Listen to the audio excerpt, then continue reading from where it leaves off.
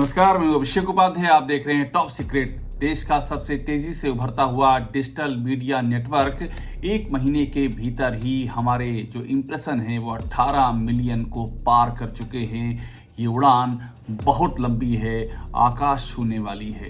लेकिन आज बात करते हैं असदुद्दीन ओवैसी की। ओवैसी का जो चेहरा बताया जाता है, दिखाया जाता है, और जो वास्तविक चेहरा है उसमें जमीन आसमान का फर्क है। ये वो ओवैसी हैं जो संसद में खड़े होते हैं और बांग्लादेश के हिंदुओं के पक्ष में आवाज उठाते हैं। ओवैसी, सोचिए, ये काम कांग्रेस को करना चाहिए था। कांग्रेस देश की प्रमुख विपक्षी पार्टी है, उसके नेता Rahul Gandhi leader of opposition है, ये उनको करना चाहिए था। ये काम ओवैसी करते हैं। ओवैसी संसद में खड़े होते हैं और पूछते हैं कि सरकार बताए कि बांग्लादेश के हिंदुओं के लिए वो क्या कर रही है। ओवैसी संसद में बांग्लादेश में जो मंदिर हैं उन पर हमले का मुद्दा उठाते हैं। ये काम ओवैसी करते हैं। वो ओवैसी हैं जिनको कि एक तबका पाकिस्तान का पिट्ठू कहता है, एक तबका जिन्हें कठमुल्ला कहता है, एक तबका जिन्हें संप्रदायवादी कहता है, जिन्हें बेहद ही कट्टर मुसलमान की संज्ञा दी जाती है। वो ओवैसी असल में क्या हैं, आज वो पूरी तस्वीर आपके सामने हम पेश करेंगे। पहले संसद में देखिए जो ओवैसी ने कहा। What steps is this government taking to ensure that the Hindus in Bangladesh are protected and temples are protected? And what steps is this government taking to stop this dumping of fabrics from Bangladesh, which is destroying the powerloom industry in India? तो ये ओवैसी हैं, संसद में खड़े होकर जो व्यक्ति बांग्लादेश के हिंदुओं की बात उठा रहा है, जो बात उठानी चाहिए बीजेपी को, जो बात उठानी चाहिए कांग्रेस को, और मैं इसलिए कह रहा हूं इन लोगों को उठानी चाहिए। बड़ी पार्टियां हैं, इनकी नेशनल लेवल पर प्रेजेंस है, उत्तर से लेकर दक्षिण तक, पूरब से लेकर पश्चिम तक इनकी प्रेजेंस है। तो उम्मीद की जाती है ये उठाएंगे, ये इसको लेके संसद में सवाल करेंगे, डिबेट करेंगे, तो इसकी गूंज चारों ओर जाएगी। लेकिन उठा कौन रहा है? असदुद्दीन ओवैसी। और ये कोई पहला मामला नहीं है। मैं इसीलिए कह रहा हूं ओवैसी को समझने की जरूरत है कि ओवैसी क्या है और ओवैसी के बारे में किस तरह का परसेप्शन बिल्ड किया जाता है। ये वो ओवैसी हैं जो पाकिस्तान में जाकर के और पाकिस्तान के जो वहां के नुमाइंदे हैं उनको नसीहत, उनकी आंख में आंख डाल कर देते हैं। ये कार्यक्रम होता है जियो न्यूज का। अभी मैंने संसद में बात की, जो ताज़ी बात है, थोड़ा बैकग्राउंड में चलते हैं हम। और पाकिस्तान में जियो न्यूज़ के इस कार्यक्रम में वहां पर सवाल उठते हैं भारत के को लेकर के, भारत के हालातों को लेकर के। ओवैसी पलट कर बोलते हैं कि आप खुदा के लिए भारत के मुसलमानों की चिंता मत कीजिए, ये हमारा मसला, हम इसे समझ लेंगे। हमने चुना है भारत को, हिंदुस्तान को हमने चुना है। आप कौन होते चिंता करने वाले? आप अपने यहाँ देखिए कि आप क्या कर रहे हैं, आप अपने यहाँ शियाओं के साथ क्या कर रहे हैं। ये बात ओवैसी पाकिस्तान में जाकर के और वहां के नुमाइंदों की आंख में आंख डाल करके बोलते हैं और वहां पर तालियों की गड़गड़ाहट होती है। सुनिए ओवैसी को। मुझे लगता है कि हमारे फाजिल दोस्त को बड़ी तकलीफ है कि बांग्लादेश में जमात इस्लामी के लोग गिरफ्तार हो रहे हैं और जेल को जा रहे हैं। आप वहां का गुस्सा हिंदुस्तान और पाकिस्तान में मत निकालिए। नहीं, ठीक है। दूसरी बात नहीं,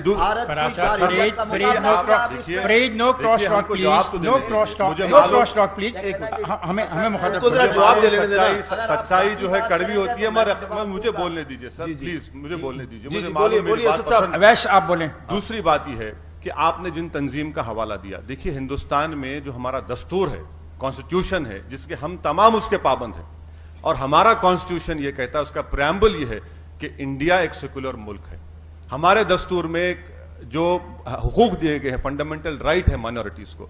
आप मुतमईन रहिए कि हिंदुस्तान का जो प्लुरलिज्म है वो हमेशा मजबूत रहेगा और इंशाअल्लाह ताला उसको मजबूत रखेंगे। आप उसकी हरगिज़ फिक्र मत करिए। दूसरी बात यह है कि आप मुसलमानों की फिक्र करना छोड़ दीजिए हिंदुस्तान के। हम अपना फैसला कर चुके हैं, ये हमारा मुल्क है और हम यहां पर अपने मसाइल जमहूरियत में मिलकर तलाश कर रहे हैं। आप हमारी छोड़ दीजिए। तीसरी बात यह है कि सर, जिहाद के माने आपके कुछ हैं और मेरे कुछ हैं। अगर मैं बोलना शुरू करूं, क्या यह जिहाद है कि शियाओं पर हमला करना? क्या यह जिहाद है कि मसाजिद को मार देना, लोगों को मार देना? आप बताइए मुझे। हमारा जो मेरे जो माने जिहाद, सबसे अहम काम यह है कि नफ्स के खिलाफ जिहाद करो और अपनी नफसानी ख्वाहिशात को अल्लाह के ताबे करो, वो सबसे बेहतरीन जिहाद। ये वो वैसी हैं कि जब जम्मू कश्मीर में जो यूपी से जाने वाले गरीब मजदूरों पर पाकिस्तान से आने वाले आतंकी हमला करके उनकी जान ले लेते हैं, तो ये ओवैसी उनके पक्ष में खड़े हो जाते हैं और खुल करके उनका साथ देते हैं और बाकायदा वहां पर ये सवाल खड़े करते हैं कि आखिरकार ये पाकिस्तानी आतंकवादी कैसे घुस रहे हैं, इनको कौन आने दे रहा है और ये कैसे गरीब भाइयों की हत्या कर रहे हैं जो हमारे यूपी से आने वाले गरीब भाई हैं। सुनिए एक बार फिर से ओवैसी का वो बयान। पाकिस्तान से आतंकवादी आ रहे हैं, मैं कह रहा हूं, आप उनको रोक रहे क्यों नहीं? आप उत्तर प्रदेश के 2 गरीब लेबरों को जाके गोलियां मार दी उनके ऊपर। वो बेचारे उत्तर प्रदेश से निकल के वहां पे लेबर का काम करने आए, गोली मार दी उन लोगों को। क्या कर रहे हैं मोदी सरकार? फिर ये तो उनकी जिम्मेदारी है, एलजी की जिम्मेदारी है। पाकिस्तान से टेररिस्ट कैसे हमारे देश में आ रहे हैं? आपको रोकना चाहिए, उनको पकड़ना चाहिए और हमारे देश के अंदर आकर वो गरीब लेबरर्स जो बिहार और यूपी के, उनको गोली मार रहे, उनके कैंप में जाकर गोली मार रहे हैं। तो ये तो नाकामी है नरेंद्र मोदी सरकार की। आतंकवादियों को रोक नहीं पा रहे हैं वो, जो पाकिस्तान से आकर हमारे देश में हमारे शहरियों को मार रहे हैं। और यही ओवैसी जब संसद में खड़े होकर के बांग्लादेश के हिंदुओं के लिए सवाल खड़े करते हैं तो सरकार को उस पर जवाब दे करके स्थिति साफ करनी पड़ती है। विदेश मंत्री इस मुद्दे पर जवाब देने के लिए खड़े होते हैं और विदेश मंत्री बाकायदा ओवैसी की बातों का जवाब देते हैं और बांग्लादेश की सरकार को तायद करते हैं कि वो अल्पसंख्यकों के लिए, वहाँ के हिंदुओं के लिए वो ध्यान दे और ये भी बताते हैं कि देखिए वहाँ पर जो है हमारे फॉरेन सेक्रेटरी गए थे और क्या बातचीत हुई। सुनिए ओवैसी के सवाल पर संसद में देश के विदेश मंत्री क्या जवाब देते हैं। With regard to the treatment of minorities in Bangladesh, it has been a source of concern. There have been multiple incidents of attacks on them. We have drawn our concern to their attention. Recently, Foreign Secretary visited Dhaka. This subject came up during his meeting. And it is our expectation that in its own interest, Bangladesh would take measures so that its minorities are safe. तो यही ओवैसी हैं कि इनको यहाँ पर स्थिति ये है कि बीजेपी छोड़िए, जो पार्टियां अपने आप को सेकुलर कहती हैं, कांग्रेस की बात कर रहा हूं, वो भी इन्हें कम्युनल समझती है।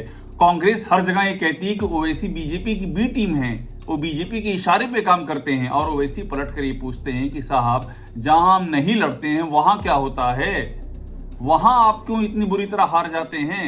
पूरे देश में जगह जगह आप क्यों हार रहे हैं? जगह जगह आप क्यों, आपकी सरकारें जा रही हैं, हम कहां खड़े हैं? तो लगातार ये सवाल खड़े करते हैं कि एक के बाद दूसरे राज्यों में आप चुनाव हार रहे हैं। हरियाणा में आप हार रहे हैं, राजस्थान में आप हार रहे हैं, मध्य प्रदेश में आप हार रहे हैं, महाराष्ट्र में आप हार रहे हैं। हम कितनी सीटों पर लड़ रहे हैं, फिर आप क्यों हार रहे हैं? कहां हम आपकी वोट बांट रहे हैं जो आप लगातार बीजेपी से हार रहे हैं? ये सवाल ओवैसी खड़े करते हैं। ओवैसी सवाल खड़े करते हैं बिल्किस बानो के मुद्दे पर आप क्यों खामोश हैं, आप क्यों नहीं बोलते हैं? ओवैसी ये सवाल खड़े करते हैं।